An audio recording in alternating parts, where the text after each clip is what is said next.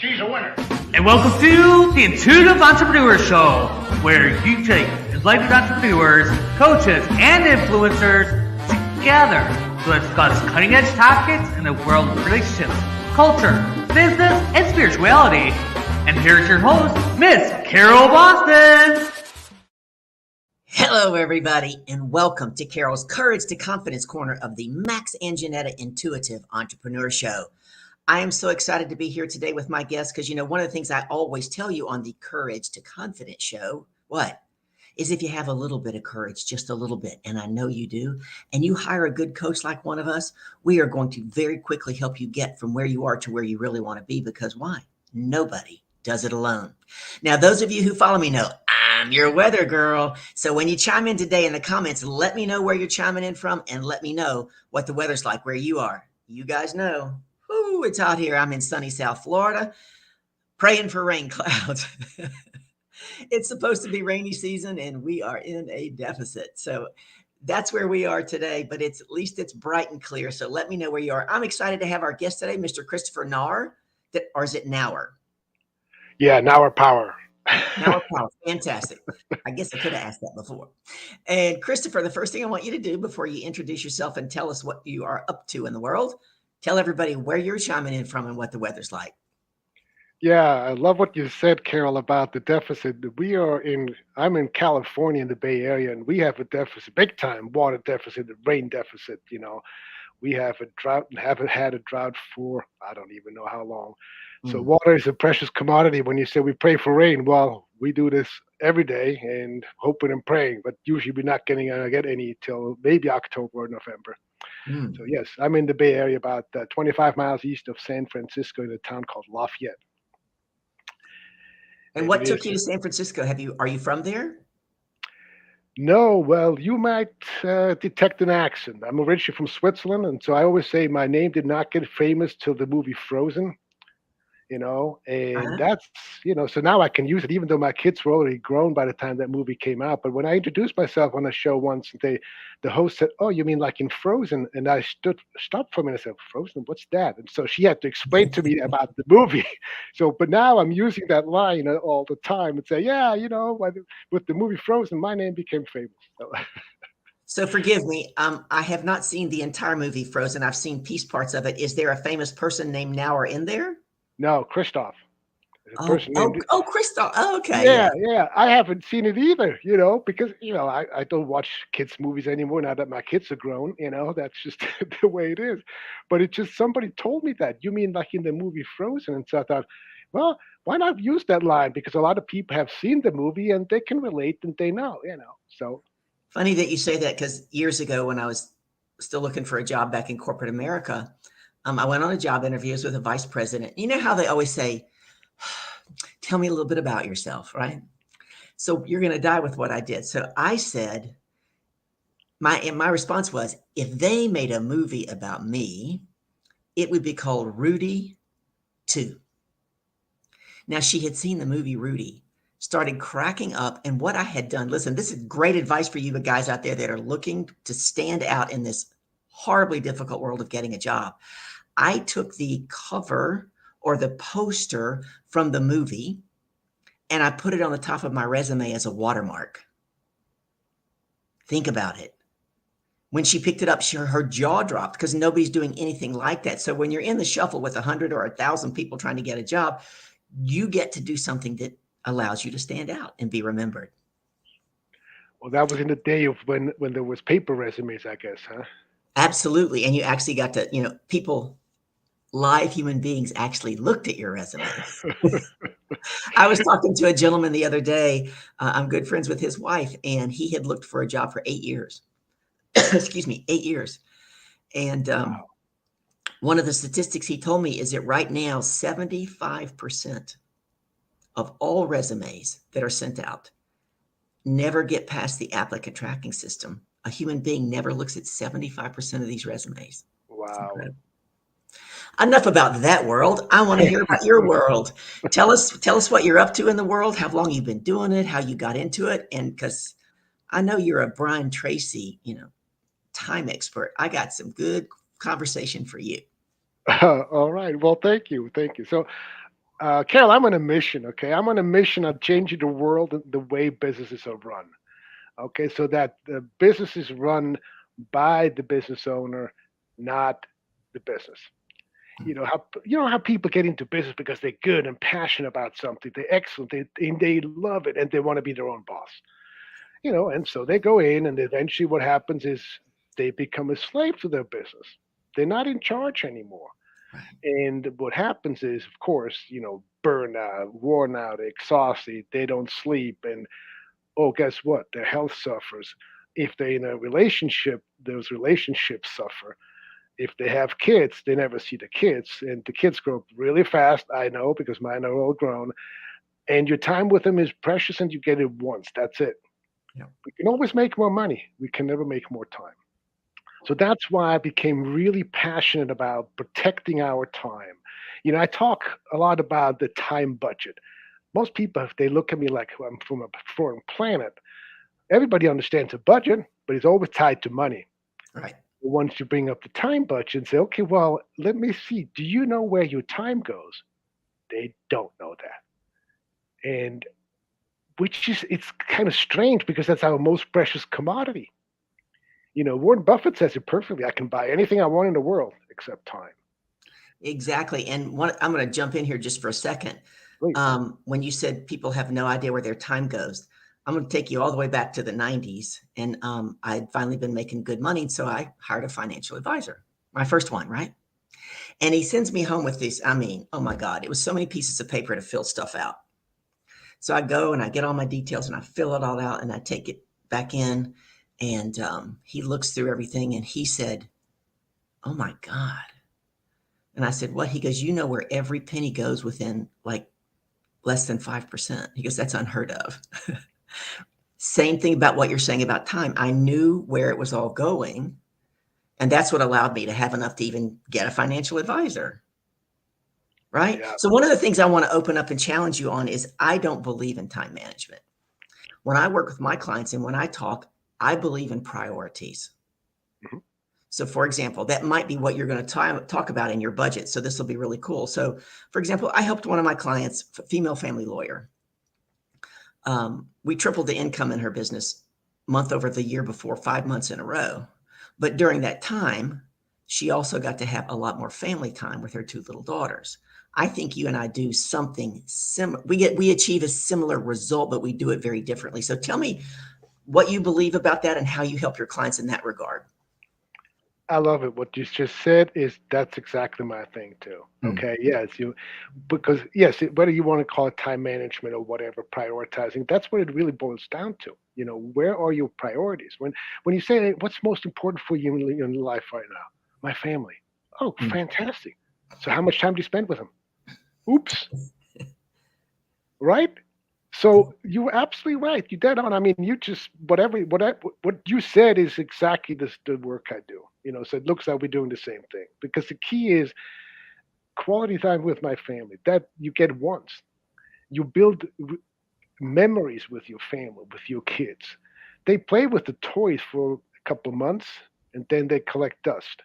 Yep. But the memory bank that you build with them lasts for a lifetime. Mm. you know so that's why my wife and I, even though we were both working full time and juggling gazillion jobs and everything else, that was the key. We didn't want to buy them stuff. We want to go places with them. We took them to the beach, we took them hiking, we took them camping. We did, I mean, that's what we did because that's what thing they will remember. So You created experiences. yes, yes, memories that they can remember exactly. That's It, that's powerful work that you do. Actually, you and I do a little bit different work because that's your goal. It's not my goal with my client to give them more time to get back with their family. It's a byproduct. So I want to hear more, I want to hear more about what you do. oh, well, thank you. But I love what you said. It's about the prioritizing. That's exactly what it is all about. And whether you use the method that Brian Tracy taught me, A, B, C, D, E, or any other, it doesn't matter. But the key component that I talk to my clients about when you make a plan for your week, which if you don't, you should, then your stuff, your personal stuff has to be on there first, and everything else has to be scheduled around it. Mm. Like have a morning routine before you even do work. this is your time, quality time with yourself. For me, it is, meditation and then on my stationary bike. And before that's done, nobody gets a piece of me. That's my time. And that's how I start my day. Mm. So that's, and that's what I encourage my clients to do.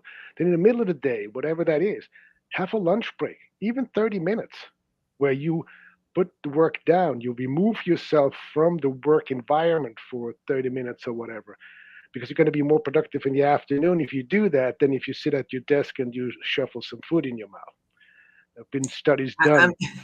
I'm guilty of eating fast, but it's not at my desk. I stand up in the kitchen, but that's an area of improvement for me. I do not take 30 minutes. But in my defense, I eat about 7 or 8 times a day. So I eat little meals. So I can't take 30 minutes every time.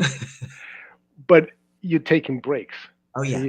See, so yeah, and that's what it's all about. You have a plan, and so the things for myself, for my clients, that has to be first and not an afterthought.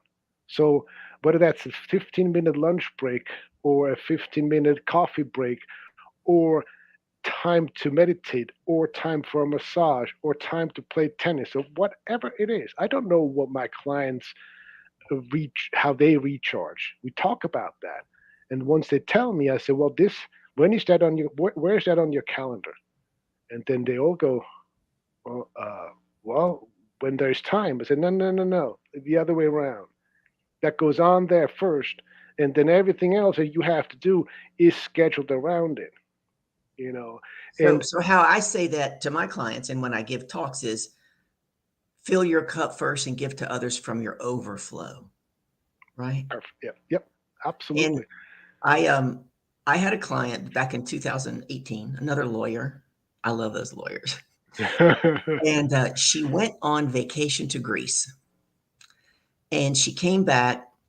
I had an office back then, and she comes to see me, and she's like, "Carol, I can't get back to work, and it'll be forever till I have another vacation, and I just want to travel." Right?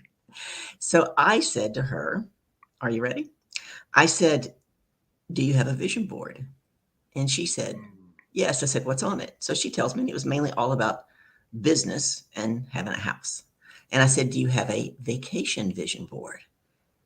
And she said, "No." I said, "Let me ask you a question. Would you like to spend 15 minutes a day dreaming on your vacation board or an hour and a half on the weekend?" She's like, "I can do that 15 minutes every day." Right? You and I get to get people out of their jar, right? And look at other possibilities. And I said, "Yes." And so we designed it in her day. The only time that it gets disrupted and she moves it is when she goes to trial, right? When she's in court because she can't control that time. Every other day, 12 noon, shuts her door, turns everything off, and she's got this. If you had known this woman and watched how much she traveled during COVID and over the last 4 or 5 years, it's incredible. So that I think that's something that you and I also do for our clients is we open up the door to possibility. Yes. Oh yeah. No, beautiful. Yeah. What you shared is it's totally up my alley. Exactly. That's so critically important. And they sometimes, I mean, I've a client said that to me. This is so nice that you're giving me permission to do this, and I'm like, you don't need my permission. But it showed me that so many clients they somehow they can't give themselves the permission to do that because the business is running them versus them running the business, even though it's their business. So yeah, what you're saying, that's exactly what I'm advocating with my clients. And the only time we get this message correctly is on the airplane, right? Put your mask on yourself first before you help somebody else. Exactly. But nowhere else in our society is that message proclaimed. It's so true, other than in our world, if you will, right? And Yes. our world is growing. One of our I don't know who it is, Facebook user, please tell me your name so I know who the comment's from. In capital letters, the whoop whoop. Possibility is everything, right? Yes. One of the things you'll see, my name is Queen of Reframe. So that's how I'm known online, as the Queen of Reframe. And I teach and train on empowering questions, how to get the answers that you really want, right? And one of the most powerful, I think I have an idea who this person is, because one of the most powerful of all empowering questions is what else is possible today? Your Mhm. job is not to sit around and figure it out. That's one of the caveats of empowering questions, right? Because the answer is outside your jar. If the answer was inside your jar, you'd already have it. It is Jeff Purdue Atkins. I knew it. He says, I'm not telling. Oh my goodness. So how long have you been doing what you do, and what really got you started? You said you and your wife had a lot of different jobs, so you obviously started somewhere else before you moved into the coaching arena. How did you get here? Well, let's see. I'll try to make this short to the point. I was a teacher back in Switzerland, and then I came to this country to study theology. I got a master's degree in theology, and then spent over 25 years in ministry. That's Mm, what my wife did the same thing, and so back in 2010, I wanted to take that skill set to a different arena, take it out of that setting, and mm, so helping people, teaching, helping, has been part of my life for forever, so to yeah. speak. But one of the things that happened is my wife and I were working full time raising three kids. We felt guilty about leaving them with a babysitter, talking about Mm, giving ourselves permission, yeah. And so one night we were like, come on, we need a break. So got a babysitter. The kids were standing on top of the driveway as we were pulling out, and they were chanting. Guess what? Party, party. And my wife and I look at each other and say, there's something wrong with this picture, okay? They're throwing a party when we leave. But, the thing is, life is different with a babysitter. That's the way it should be, you Yeah. know? And it gave us a chance to reconnect and kind of talk about other things besides kids and dirty diapers and who knows what else. And the kids they're perfectly fine. They don't miss us at all. And then we can get back to being the person that we're supposed to be, because Mm, kids, you may know, they're like little sponges. You can't fool them. You can try, but you don't fool kids. They see right through your stuff. Okay. yeah. And when they see us parent, that's how they pick up what parenting is all about. So if a parent is never present, is short tempered, upset, overwhelmed, confused, or always mentally somewhere else, that's the image of parenting. Mm, And well, guess what? When they have kids, that's how they're going to parent. You know, exactly. I had a client once. She was a single mom, four kids, trying to start her real estate business, and she was always working. She was like, she might have been physically present, but that's about it. So I introduced the concept of office hours to her, and she was like, "You don't understand my industry." I said, "You're absolutely right. I'm not a realtor. I'm your coach, but I can tell you one thing: those four beautiful kids right there, they will resent you if you're never Mm, present to them." yep. And that started to change. I mean, it took a while, but eventually she had her office hours in her email signature and outgoing voicemail message. And she's now running a multi-million-dollar business with about 5 or 6 team members and just doing fantastic. Wow. What a great success story. That's awesome.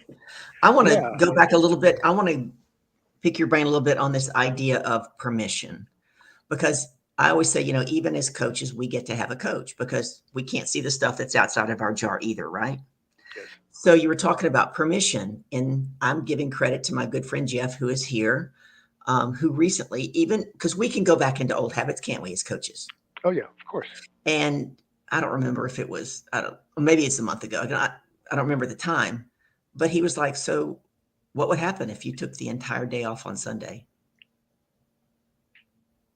And I literally did this like, what? Yep, no laptop, no phone, nothing. He goes, I don't care if you lay on the couch and eat bonbons and binge Netflix, which is like totally out of I could never do that. I'm very active. But it made me stop and think that oftentimes, even the stuff that we get our clients to do, what we're teaching them is also meant for us.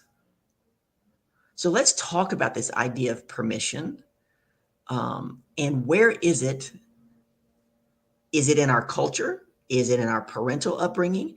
Is it in our own critical inner self that we feel like we can't take time off until we make this much money or do this much thing? What's your experience? Probably all of the above, I think. Mm, But you're right. This is something that we are trained. I think the U.S. culture is probably a big component of that.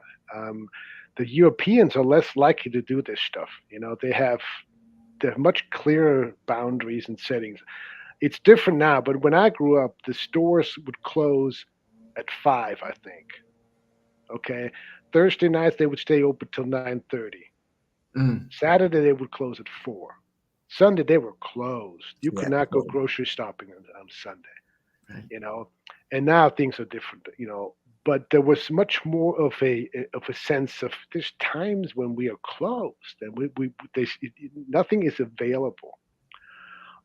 And I think the 24/7 culture in the US has created this Mm, belief system in us that, oh, we always supposed to do, if you work 40 hours a week, oh, is that it? Well, the French, they have the 32 or whatever hour a week, you know? So I think it's probably all of what you said that plays a part of it. But also, if we've experienced in our own upbringing something like that, that perpetuates, that goes back to what I was saying about the parenting, hmm. So if kids see their parents, they're always working. Wow, okay, you know, um, then that's their message. Oh, well, that's what it means to be an adult. Mm. I had that experience. This was back I'm trying to think, 2003 or four. I was in sales, corporate America, and my largest client happened to be their headquarters was in Erding, Germany. And so I was off to Erding, Germany to see their headquarters.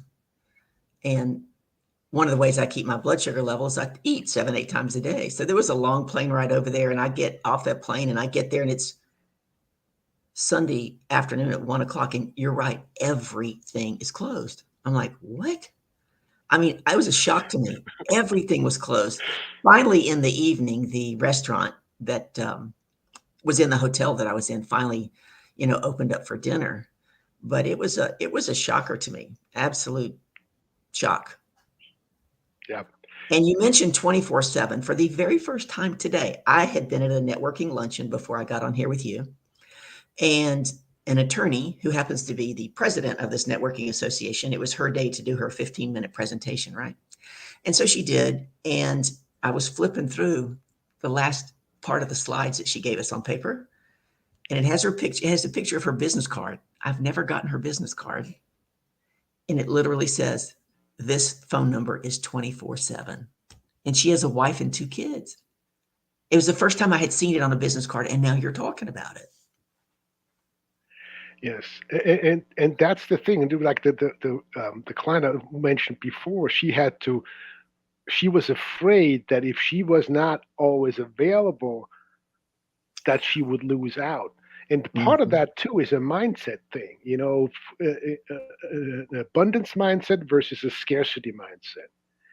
There's enough business to go around, and is that really the ideal client? One that expects you to jump the minute you call. It's not Mhm. realistic. Sure. You know, I mean, I had a client. He was a contractor, and I tried to, talk to him about office hours, time blocking, scheduling. When he was available. And he kind of went over his head, and then he told me this story about him calling his attorney because he wanted some legal advice. And then the gatekeeper said to him, "Well, Mr. So and so will be available, 2 or 3 days out," and gave him a time frame. And he was all upset. He's like, "Oh, I need to talk to him now." I said, "Sorry, that's." And when he eventually saw his attorney, then he complained to him about that. And the attorney said, "Well, sorry, that's the only way I can run my business." When he told me this story, I said, "Great story. Thanks for sharing. Now I want you to do the same." And he looked at me he looked at me like I was from a different planet. And Mhm.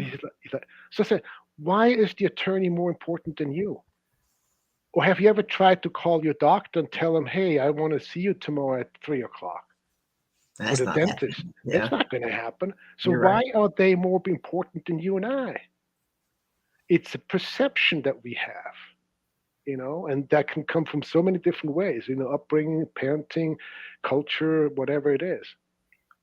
Yeah, that's so true. And Jeff, in our comments here, he says you have to have boundaries. Hopefully, that attorney, her phone number went to a call service. Now you've got me curious. I'm going to have to ask her. Well, if it does, okay, you know. Um, well, that's a perfect example. Yeah, If you want the phone answered, fine. Then get somebody who can do that for you. So it's professional, and the caller gets the attention that he or she wants, with the next action steps available, et cetera, et cetera. Because nobody answers the phone anymore nowadays. You know. that is so true and so frustrating. And this must be synchronicity. I can't believe you said this. So I listened to I had an expert in social selling on my real Carol's Courage to Confidence show on my page on Mondays. And one of the things she talked to me about afterwards when everybody was gone is that on LinkedIn, your posts and your content gets to be 80% business and value, and 20% can be fun. She said a lot of people don't know that. You don't do reels and crap like you do on Instagram, but they want to get to know you. So she tells me that on Monday. And I get up yesterday and I see this post on Facebook, and it's this baby old enough to stand up, right? And this baby is holding a telephone, and it says, "This is me screaming, receptionist," at the automated at the automated telephone thing. So I copied it and pasted it and put it out on LinkedIn because I thought, that's me. It's so sad to me that we have devalued that human connection and that human life. That that I'll tell you, I'm pretty easygoing, but that stuff pisses me off. I'll just hang up. I'm like, how do I get to a live person? I got to come back when I'm calm. I'm with you on that part. And I mean, I grew up that way. When you made a phone call, there was a live person at the other end. And I mean, I know it's been different for many, many years. It's just kind of dating myself. But, now it's press this, press this, press this. And, after you have about 25 choices, then if you're lucky, you get the live person. If not, then it's a recording or whatever. And yes, Yep. I'm with you. That's frustrating. So where do you draw the line? That's the very challenging question, is where do you draw the line? And not when are you available, to what point are you available, etc. But Mm. if you set up the 24/7, then you basically training your clients to expect an immediate response. Yep. And once those clients have been trained and do that, then it's a lot more difficult to retrain them than to start from the beginning and not get them to that point. Because That's that's so a true, right? We teach people how to treat us. We do. yeah. And Jeff says, I just went to a class on how to build AI bots. So we don't have time to delve into that today, Jeff. But does that mean that AI is going to look like a person? Jeff says, I don't talk to anyone before 11 a.m. Oh my goodness. Listen, Christoph, this has been amazing. We are at the bottom of the hour. I want you to tell people real quick, this is my ideal client. This is where you can connect with me. And then I want you to give them one last thought. If you could only leave them with one thought today, what would that thought be? All right. Well, thank you for having me, Carol. Well, the best place to connect with me is my website, life balance6.biz. Yeah, you got it right there. You can text me 925-286-1886. You can email me at life@balance6.biz.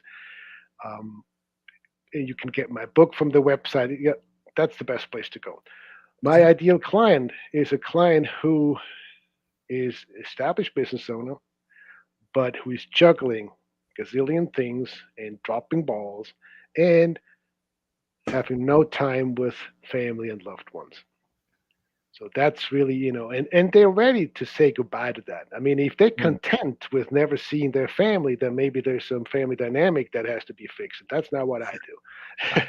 But if they truly want to spend family time with loved ones, with the kids, to actually watch the kids and be part of the kids growing up, and if they still love their spouse and want to spend quality time with their spouse while having a successful business, and right now that quality time is missing, I can help them get that back. All right. You got 15 seconds. What's one last thought you're going to give them? Have a plan for every day, and that plan has to include something for yourself. That's the top priority. Not an afterthought. First, you, just like we heard on the airplane, just follow that advice and apply it to your life and your business. Fantastic. It's been a pleasure having you here, Christoph. If you're watching this on hashtag replay later on, put it on hashtag replay. Reach out to Christoph. Let's all get some time back in our lives, right? Oh my goodness. It's been my absolute pleasure to have you here today, to be here today. For those of you who follow me, you know I'm going to be here next week. This has been Carol's Courage to Confidence segment of the Intuitive Entrepreneur Show. My last thought for you today is to trust the process and take the next step. That's all you got to do. Take one step. That gets you into action. Trust the process. Take the next step. Come back next Wednesday. Let us know how your week was. Blessings to each and every one of you. Make it a great week. Thank you very much. The Intuitive Entrepreneur Show is hosted by Max and Janetta Jones and is brought to you by Life Coaching Today magazine, empowering your health, business, community, and life.